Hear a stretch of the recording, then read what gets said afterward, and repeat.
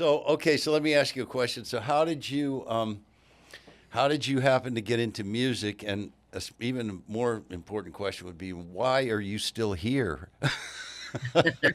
I asked myself that. Yeah, well, that's a good question. I can't help it because music is part of my life. Yeah. I cannot see myself without music, without art, without painting, without theater, without um, um, being on film. Yeah. I mean, anything that's got to do with art is something that I love and I adore. I mean, I woke up this morning, I had rehearsals for a program that I'm performing in one of the greatest halls that we have in Tel Aviv, with a rock band and a string quartet doing John Lennon songs, which is amazing. Oh wow. So I that was bet the it is. rehearsal I had in the morning, and then straight from there I went to my daughter in Jaffa, and we did a. I did a. I've been invited to do this audition for a television series, for a comedy that they want me to take part in, and then I went to meet my son with a lawyer because I'm trying to get a visa for America, for an artist's visa Huh. to be able to work. No, no, I get it. I don't know. I haven't dealt with that for years, but I can imagine it's still not a fun No, pro. it's going to happen. Yeah, that's good. It's It's nearly there. actually, yeah, the technology's actually helped a lot of this, as opposed. I mean, I did it long before technology. Green cards and passports and blah blah. But Mhm. anyway, The only thing I want is I'm not into the green card and all that. What I wanted is just the opportunity to be able to work in America, to legally, perform yeah, legally. yeah, Yes, yeah, yeah. No, but yes. it's cool that you're very fortunate that, as you were just describing why you're doing this. I mean, that you're passionate like you are. That's people pray for that. That's a great, I can't any other way. I it's, mean, this it's a is what gift. this is what I am. I am. I even wrote a song, and there's a sentence there that says, "Art and love. If you take any one of them away, I don't have a life." Yeah, well, I can hear that. So, what did you start first? Music of these artistic endeavors, was music the first thing, or Mm. My late dad said that when I was in the crib, you call it, the mm, crib, as a mm, baby, he yeah, went ah, and I went ah, and then he went ah, and I went ah, and he I said, get it. This one has an ear." Musical ear. Yeah, yeah. Yes, Yeah, and yeah, he and used to that play helps with accordion. that helps with speaking languages too, I mean, you probably speak more than one language, I'll bet. Yeah, 4 languages. Yeah. Oh, there, yeah, I kind of knew it. I mean, you're My lucky. grandmother was a teacher for 14 languages. Wow, wow, wow, Yeah, wow. I knew somebody that spoke 9, but not 14. My goodness. yeah. And So, anyway. he taught as well. Oh yeah, yeah. Well, I would think. Yeah, the guy I Yeah. knew was a teacher as well. So, now, okay. So you started off. So you did a demo originally, or somebody discovered you, and how did that work? It didn't start from that. What happened was, I mean, I started music at a very young age, but I studied violin because I lived in England for 10 years as a child, from the age of 5 to 15. So I studied at the London College of Music, and Oh wow. I was a violinist, and then I played at the Sheffield Youth Orchestra. And then when I came back to Israel, I started learning guitar, more piano, and just singing. And what happened was that there's a thing, uh, army entertainment group. So at the age when I have to go to the army, I went to an army group and I sang there, sang and danced and acted, and that's where they saw me actually. And Huh. then there was a television program. It was a festival. It was like a pre Eurovision thing. and I performed there, and that's how I got to be known here. And then they did a film which became a cult film that they show every year in Israel, which is called The Troop, Halaka. And I was like an actress singer there, and a singer that gets she's like given the main role in the play Yeah, in yeah, the yeah. film. No, So you had a cool trajectory. I can tell. That's good. I mean, that's just a fortunate circumstances, right? And yeah, you knew yeah, you got good opportunities and you knew how to yeah. take advantage of them, right? That's And really. I'm Pisces, I'm a fish, so I swim in between the things. And Oh, right, right, right. then I got to the theater, and I was at the National Theater for 23 years with the like most famous musical that still runs here. And like for 23 years, I was doing that musical. Wow. So I've done a lot of like a lot of television Yeah, yeah. programs and a lot of Well, you're wearing it well. You look well. I mean, you've had a thank lot you. of experience. It's cool. So, Yeah, so then you also you made a couple of films too, right? yeah, yeah. I did Right. one film with Sally Field called "Not Without My Daughter," and then I did another film called I don't know what it's called in English. In Hebrew, it's Ahavag Nuva. It was with Tom Hanks when he was here in Israel. I Mm. did a film with him, and I did many films in Israel, and also some Austrian uh, Wow. film. And yeah, I've done a lot of things, A and lot of well-rounded, a very well-rounded career, right? yeah, And and I so, have a gold record for my first album, which uh-huh. was very successful. And the songs that I sing there are like everybody knows the songs. Like tomorrow, they're doing a very beautiful uh, ode gesture. I don't know what it's called. It's a nice thing that they're doing for me. I come to perform somewhere, and like they like really honor me there, and they give me the stage, and they make a pamphlet with all my songs, and then it's sent to um, the biggest library, like the National Library. Mm. So the songs are there, and it's like a very Yeah, I had a very memorialized. very Memorialized. Yeah. interesting career here. Yeah, that's cool. That's really, really cool. So, Yeah. yeah, Joe was saying he was impressed with your version of "Sunny" of Bobby Hebb's song, which I heard, Mm. which I Ah, like you quite a did? bit. Yeah. That little line is pretty cool. That little keyboard line that you put in between. Hmm. That was a nice little hook. But yes, you did a nice job of it. You made it your own. Thank you. Can I tell you a secret? Mm. It was the first take. Oh wow. It was a one take and the first take. Yeah, I love that. That's okay. That really makes sense.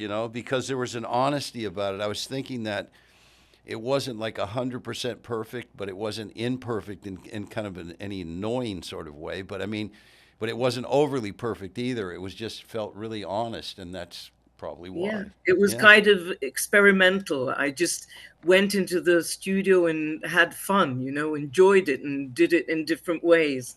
Oh yeah, yeah, yeah. No, it really came out nice. Thank you.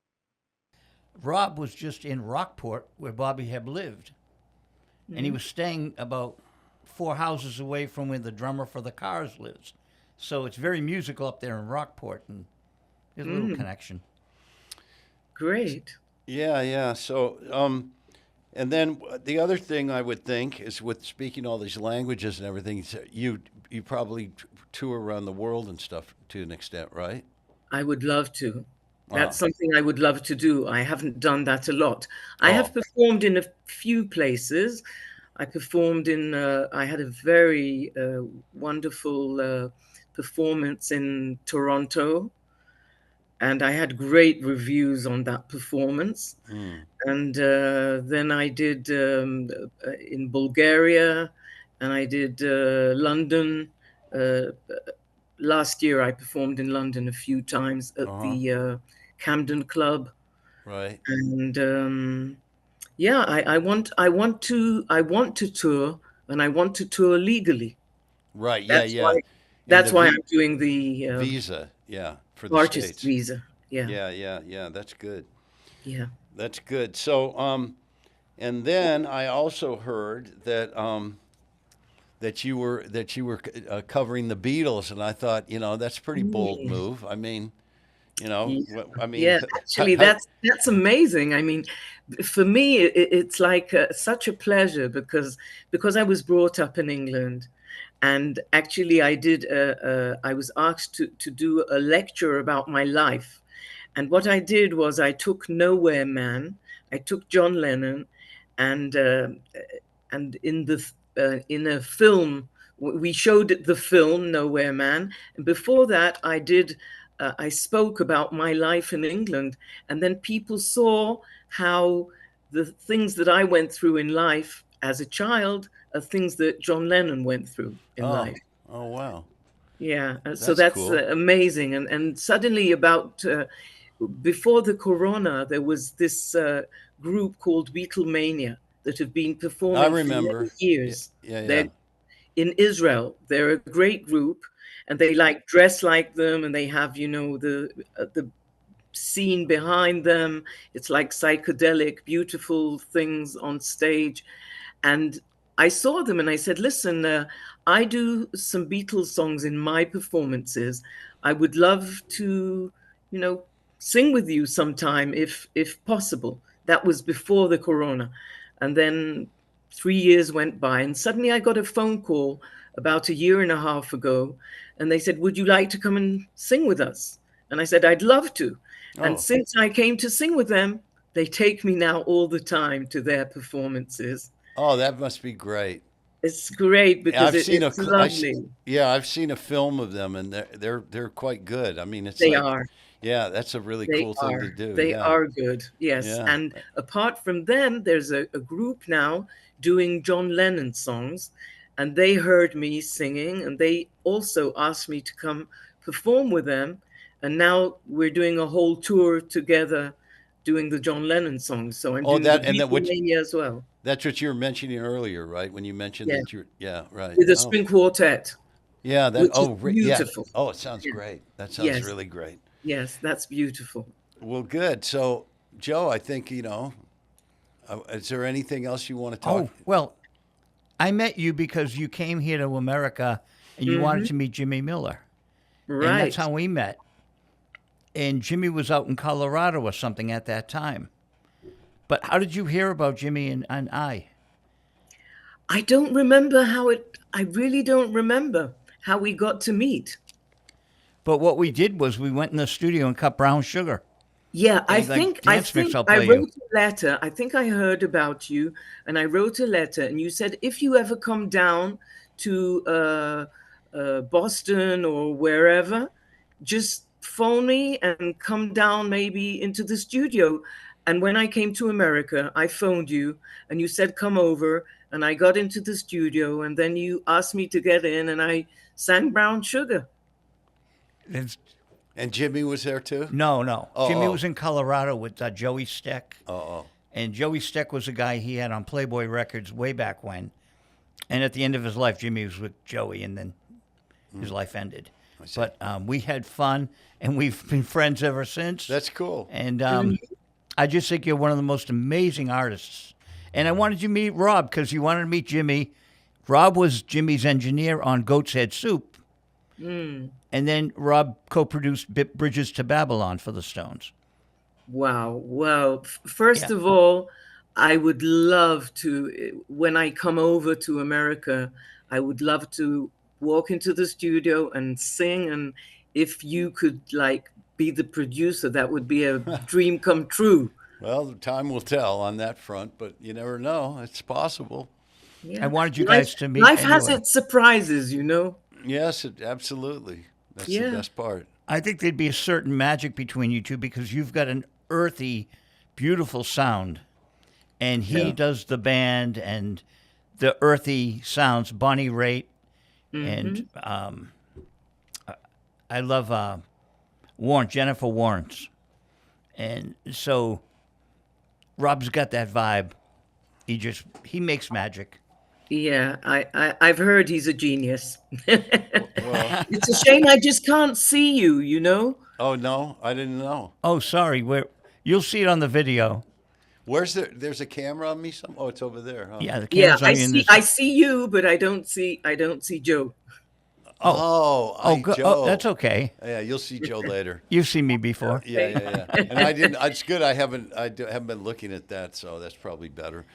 Well, anyway. What a pleasure to meet you. And Same here. yeah, through Joe, keep in touch when you're coming, when you get the visa sorted, and yeah. Yeah. Thank you so much. I was so honored, and it's such a pleasure for me to speak to you. And I would love to work with you if it would be possible somehow. Well, sometime. I would be very interested. I've really enjoyed what I've heard. I'd like to hear more. Joe will organize that. Yeah. So, all right, my dear. Well, listen, have a great evening. Thank you so much. And I will get stuff over so that you can hear. Sounds great. Okay. Thank you so much. All right. Good night. Have a good Daphne. night. Thank Good you. night, Joe. Midnight Thank you at the so much. Oasis. Thank you. Bye-bye. Bye-bye. So Rob Fraboni comes to Boston, comes to Rockport. You were in Bobby Hebland. Yeah, that's what I hear. It's so musical up there. You were up there at the Cut. Did you go to the concert, or you just saw the room? No. I saw it before it was built. Oh, When wow. they had just taken the space. Oh, interesting. Yeah. And I never went there after it was finished. yeah, and I guess it's going to reopen again. But it's great to have you in Boston. It's been a while. Yeah, it has. It's nice to be here. So you've remastered some of my stuff, and you put the real feel on. It just makes the records feel like magic. I just really love it when they come back, and it's like, oh, I can hear this, I can hear that. Yeah, no, it's great that you appreciate it. I mean, yeah, it's true. It makes it feel better. I mean, now it actually, in the final iteration of it, it actually makes it sound better as well, in a way that everybody has found pretty hard to verbalize. I mean, it's more, it is kind of magic is the word everybody keeps using, because it's hard. It's not bass, it's not treble. It's like I don't know what it is. I mean, nobody's come up with a word for it. But there's two things going on. There's the real feel, and then there's your mastering skills. Well, the mastering helps, but the real feel is where the secret is. I mean, that's what really makes the difference. I think when mastering, the idea is to try to do as little as possible. So, by using real feel, it already gets it to a place where it's so much better that you have to do a lot less in the mastering in order to make it what you're looking for, right? So that's a big plus. Back about 25 years ago, Bobby Hebb and I were going to re-release Sonny, and the label wanted $25,000, and they wanted me to sign on and Bobby sign on.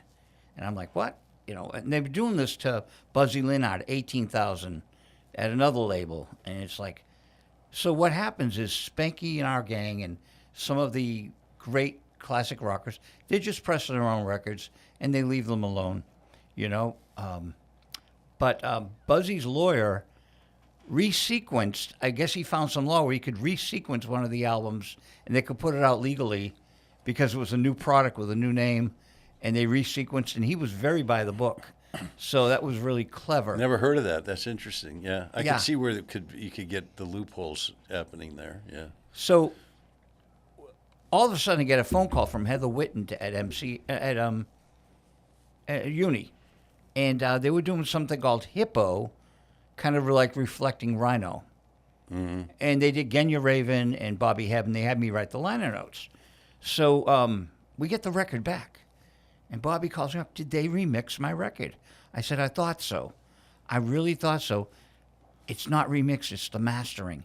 They had mastered it where they pulled things out and stuff, and you heard Sonny in a new way.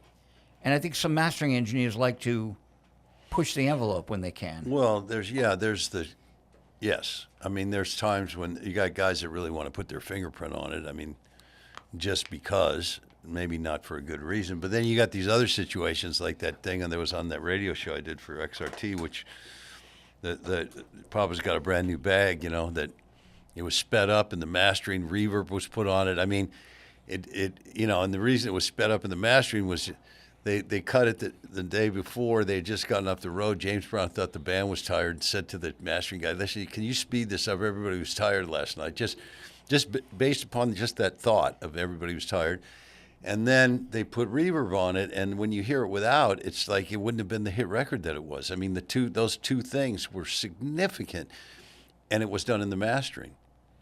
So there you go. So the mastering can make a massive difference depending on the situation, right? Well, here's the good news.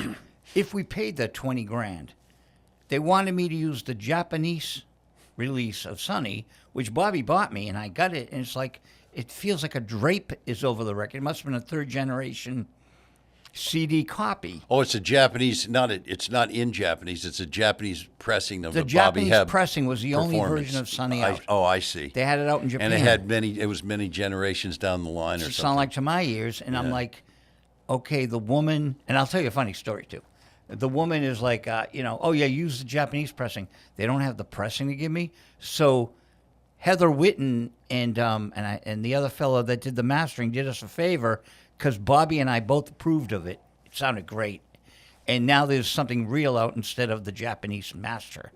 So that was all very key. But I'm up at Ryko Disc with Andy Pratt, Avenging Andy. Yeah. So Andy and I are at Ryko Disc, and the guy said to me, we had to do 3 tracks from Uni, and I talked to the girl in New York. I said, yeah, the same girl I talked to. He goes, Joe, she hits the computer, makes a lot of noise, and says 25 grand. I said, that's what she said to me. He goes, it's all fake. She just got one number, and that's what she charges everyone. Oh, my gosh. And then, I said to Heather Witten, do I have to pay for this? She goes, no, we're going to do it for you on Hippo. And it was 5,000 copies, and it sold out, and that was nice. But Uni didn't really put the time into doing more, and I think Bobby deserves to have that whole album out there. Yeah. Which is what my job is these days. It's funny that happened with the Japanese pressing because normally you would think that would be the superior pressing. Thank you, yes. It would either be Germany or there, but that's funny. Yeah. Funny it ended up that way. Not But what you'd expect. That's our stories on, Sonny and what happened. But anything interesting you've mastered that isn't like commercial, but that you're very proud of? Well, that isn't commercial. Unique, a one-off that this is exciting. Not really from the mastering point of view, because from the mastering point of view, I'm trying to think of it. Nothing comes to mind off the top of my head that was really extraordinary. Well, I got 2 more questions for you. That hasn't been released. I can't think of anything off the top of my head right now. You were over in Maui making engineering something? No. I was. It was this Rainbow Bridge concert anniversary Lahaina benefit for the fire victims, and I was there. It was filmed and recorded, and I was there to kind of consult on the recording, and then it's intended for me to mix the film and to put real feel on it. Oh, nice. That's what I was doing. Oh, so there's something. I wasn't involved in the actual production of the show or anything. I mean, I was consulted a bit on the recording of it, but that's it. And then simultaneously, you're down in Montego Bay. Right. You're a jet setter. Well, yeah. Well, I've got a long history with Jamaica, but yeah. This is an interesting thing that's happening there. A place called Music Mansion and Studio X, but it's